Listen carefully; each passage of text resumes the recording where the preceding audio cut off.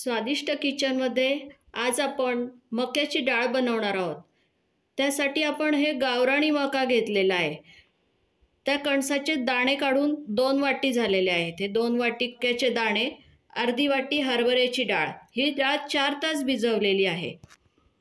साहित्य आहे तेल, मोहरी, हळद, हिंग, मिरची, कढीपत्ता, चवीनुसार मीठ आणि कोथिंबीर। खूप थोड्या साहित्यामध्ये ही डाळ तयार होते। तर आपण रेसिपीला सुरुवात करूया। आता आपण आधी हरभऱ्याची डाळ बारीक करून घेऊ। ती थोडीच असल्यामुळे एका बॅचमध्ये सुद्धा ती बारीक होऊ शकते। नंतर मका बारीक करणार आहोत आपण। डाळ वाटून तयार आहे। आता मक्याचे दाणे सुद्धा मिक्सर मधून वाटून घ्यायचे। आता मक्याचे दाणे आणि डाळ हे दोन्ही वाटून तयार आहेत। त्यामध्ये आपण चवीपुरतं मीठ टाकायचं आहे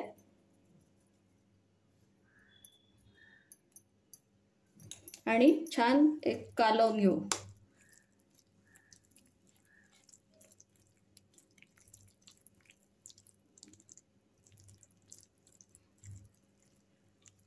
हे मिश्रण आता तयार आहे।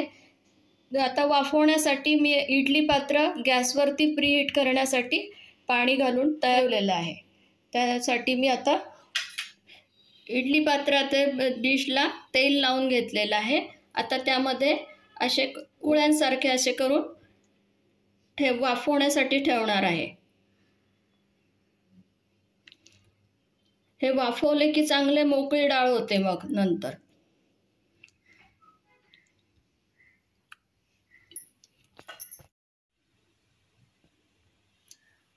आता इडली पात्रामध्ये वाफवण्यासाठी ठेवलेलं आहे। 15 मिनिटं ठेवायचं आहे आपल्याला।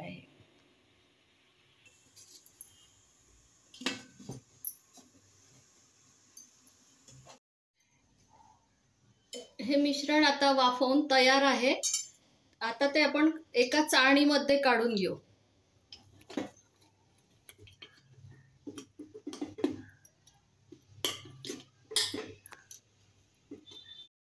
हे चाळणीत काढलेले मिश्रण आता थंड झालेलं आहे। ते आता आपण चांगलं मोकळं करून घेऊ।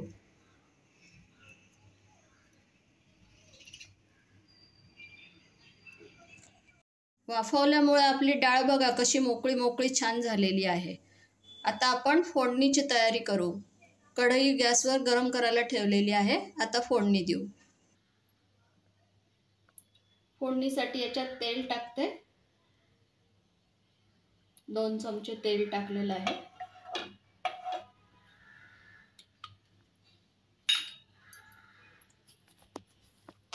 तेल तापलेलं आहे चांगलं।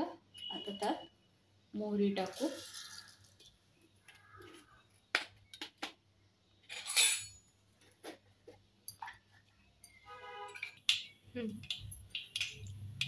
मोहरी चांगली तडतडायला सुरुवात झालेली आहे। गॅस मंदच ठेवायचा। थोडा कढीपत्ता टाकायचा। त्यानंतर हिंग,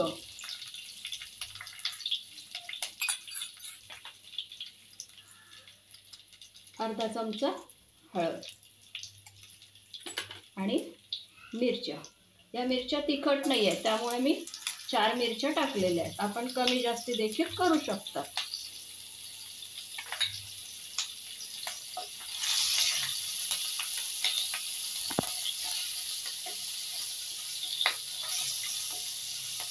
कढीपत्ता हिंगाचा असा सुंदर वास येतोय।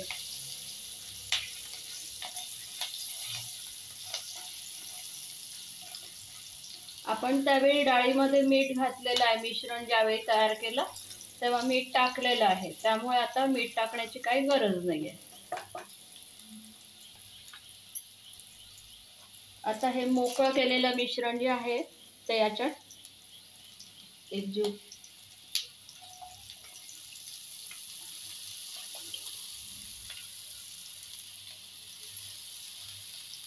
फोडणीमध्ये हे मिश्रण टाकून आता एकसारखं कालवून घेऊ।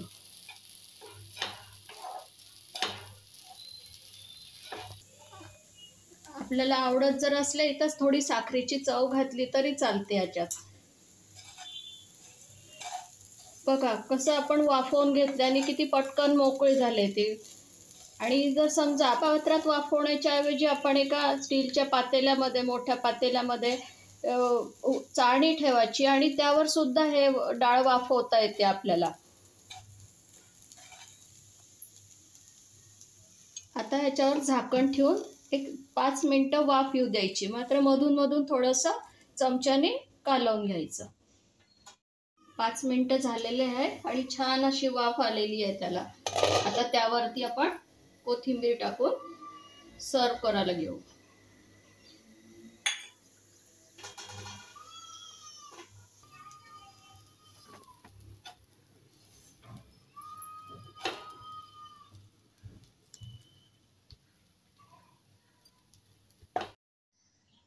आता आपली मक्याची डाळ तयार आहे. माझी मक्याची डाळ जर तुम्हाला आवडली असेल तर लाईक करा, शेअर करा, सबस्क्राईब करा. थँक्यू.